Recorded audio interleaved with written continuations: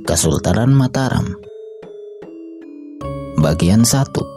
Berawal dari hutan Mentau. Kesultanan Mataram berdiri setelah meninggalnya Sultan Hadiwijaya, pemimpin Kesultanan Pajang. Pangeran Benowo, putra satu-satunya Sultan Hadiwijaya, menolak untuk meneruskan tahta Pajang. Sutawijaya, putra angkat Sultan Hadiwijaya, mengambil alih kepemimpinan dan memindahkan pusat pemerintahan ke Mataram. Selanjutnya, berdirilah Kesultanan Mataram atau yang juga dikenal dengan nama Negari Kesultanan Mataram. Sutawijaya menggunakan gelar Penembahan Senapati. Sutawijaya adalah putra dari Ki Ageng Pemanahan, pembuka hutan Mentau yang kelak diberi nama Mataram. Hutan Mentau diberikan oleh Sultan Hadiwijaya kepada Ki Ageng Pemanahan atas jasanya mengalahkan Arya Penangsang, Adipati Jipang Panolan, dalam kisruh keluarga Istana Demak. Dalam upaya mengalahkan Arya Penangsang, Ki Ageng Pemanahan bekerja sama dengan Ki Panjawi. Ki Panjawi kemudian mendapatkan wilayah Pati atas keberhasilan mengalahkan Adipati Jipang Panolan tersebut. Begitu hutan Mentau telah diserahkan, Ki Ageng Pemanahan dan Sutawijaya segera membuka hutan tersebut menjadi sebuah desa. Selang belasan tahun kemudian, hutan Mentau telah menjelma menjadi kota nan ramai. Setelah Ki Ageng Pemanahan meninggal dunia, Sutawijaya melanjutkan kepemimpinan di Mataram. Sutawijaya kemudian mewarisi bekas wilayah Kesultanan Pajang seiring mangkatnya Sultan Hadiwijaya. Tahun 1584, Sutawijaya naik tahta dan menjadi pemimpin pertama Kesultanan Mataram dengan gelar Panembahan Senopati ing Alaga.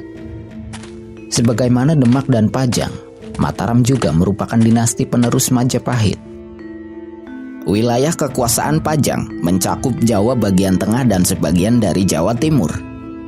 Di Jawa Tengah, Kabupaten Pati tidak bisa dikatakan bawahan Mataram karena posisi mereka sederajat sejak penyerahan Pati kepada Ki Panjawi dan hutan Mentau kepada Ki Ageng Pemanahan. Sedangkan Jawa Timur atau disebut juga dengan Brang atau Tlatah di sebelah timur Bengawan Solo yang sebagian wilayahnya pernah berada di bawah Demak dan Pajang menolak mengakui kekuasaan Mataram. Untuk mengokohkan kekuasaannya sebagai pemimpin Jawa, Panembahan Senopati harus menaklukkan Jawa bagian timur. Tlatah Madiun adalah target pertama Panembahan Senopati.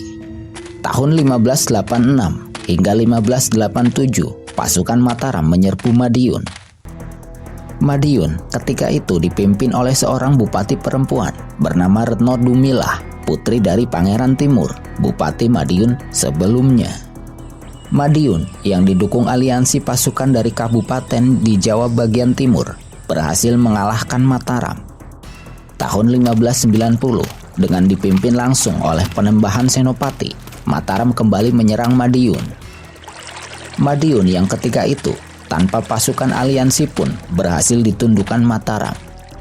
Jatuhnya Madiun membuat jalan Mataram di Brangwetan semakin terbuka. Selanjutnya, menyusul Ponorogo dan Kediri jatuh oleh Mataram pada tahun 1691. Namun, serangan Mataram di pesisir utara menemui kegagalan. Mataram mengalami kekalahan dalam 2 kali gelombang serangan terhadap Tuban pada tahun 1598 dan 1599. Upaya penaklukan Mataram terhadap Brangwetan harus terhenti pada tahun 1601 seiring mangkatnya Panembahan Senopati. Pemimpin pertama Kesultanan Mataram dimakamkan di Istana Kota Gede. Tahta Mataram kemudian dilanjutkan oleh Raden Mas Jolang yang bergelar Prabu Hanyakrawati, putra dari Panembahan Senopati. Setelah naik tahta, Prabu Hanyakrawati harus menghadapi masalah pemberontakan yang dilakukan oleh Demak dan Ponorogo. Kepemimpinan Prabu Hanyakrawati dianggap lemah sehingga menimbulkan ketidakpuasan dari Bupati Demak, Pangeran Puger, dan Bupati Ponorogo, Pangeran Jagara. Dua bupati tersebut sebenarnya masih saudara dari Prabu Hanyakrawati. pemberontakan tersebut berhasil dipadamkan. Namun, Demak dan Ponorogo terlalu banyak menguras potensi militer Mataram. Praktis, selama awal kepemimpinan Prabu Hanyakrawati, tidak ada pergerakan pasukan Mataram ke Berangwetan. Baru pada tahun 1608, dibuat sebuah rencana aksi militer untuk menaklukkan Surabaya. Aksi militer Mataram terhadap Surabaya berlangsung pada tahun 1610. Prabu Hanyakrawati memerintahkan serangan bergelombang terhadap Surabaya dan berlangsung hingga tahun 1613. Ketika serangan terhadap Surabaya belum menampakkan hasilnya, Prabu Hanyakrawati meninggal di hutan perburuan Krapyak. Prabu Hanyakrawati mengalami kecelakaan dalam perburuan tersebut sehingga kelak akan dikenal sebagai Pangeran Sedo ing Krapyak, yang artinya adalah pangeran yang meninggal di Krapyak. Tahta Mataram pun dilanjutkan oleh sosok yang akan dikenang sebagai pemimpin terbesar dalam sejarah Mataram, Sultan Agung Hanyokrokusumo. Berpindahnya pusat kekuasaan dari Demak di pantai utara, Pajang di tengah, dan kemudian Mataram di bagian selatan, membuat agama Islam pun menyebar dari pesisir utara ke pedalaman bagian selatan Jawa. Pada masa-masa inilah hingga sekarang ditemukan corak penganut agama Islam ala pesisir dan agraris khas pedalaman Jawa.